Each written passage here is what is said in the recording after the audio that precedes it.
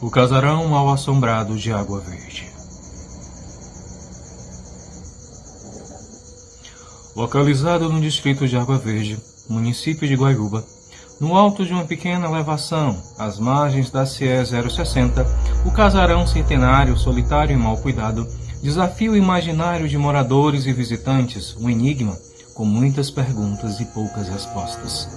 A fachada externa e a disposição dos cômodos denunciam um passado confortável, numa residência de alto padrão, estilo neocolonial, ampla, espaçosa, com 2 pavimentos e vista para o maciço de Baturité, que se desenha ao longe, mas é no segundo pavimento essa irregularidade é quebrada.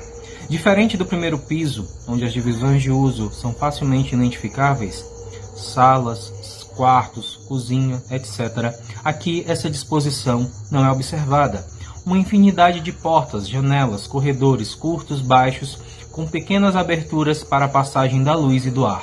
Portas e tetos tão baixos que pessoas só têm acesso se agachados.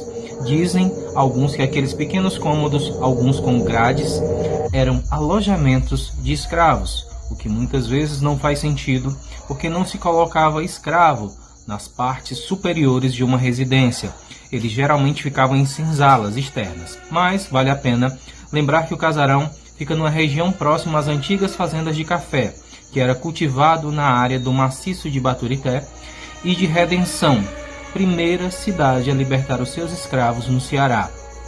Particularmente, não creio.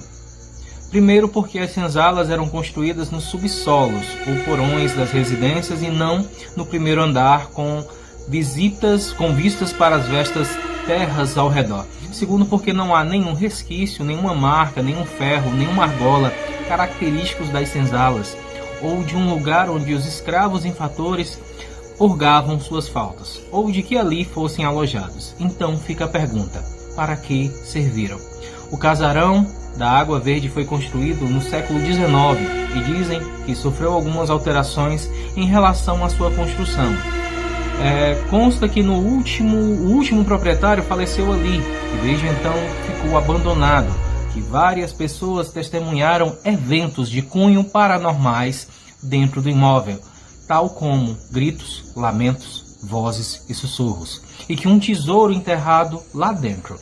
E contam ainda que um morador local viu a casa envolta num incêndio que durou uma noite toda. De manhã, o morador foi até lá para avaliar os estragos e constatou que não houvera incêndio algum, tudo estava como antes. Finalmente, talvez para apimentar o enigma da construção, ostenta uma cruz no seu teto. Muitas histórias e muitas lendas ali. E assim, de história e em história, de depoimentos e de relatos fascinantes, o casarão da Água Verde vai construindo sua lenda, sua história de mistério e seus casos imponderáveis. Ficamos por cerca de 1 hora no período da tarde. Vimos assim algumas coisas, muitos morcegos, gigantescas casas de marimbondos, muito lixo, rastros inequívocos da passagem de consumidores de drogas, como latinhas de crack.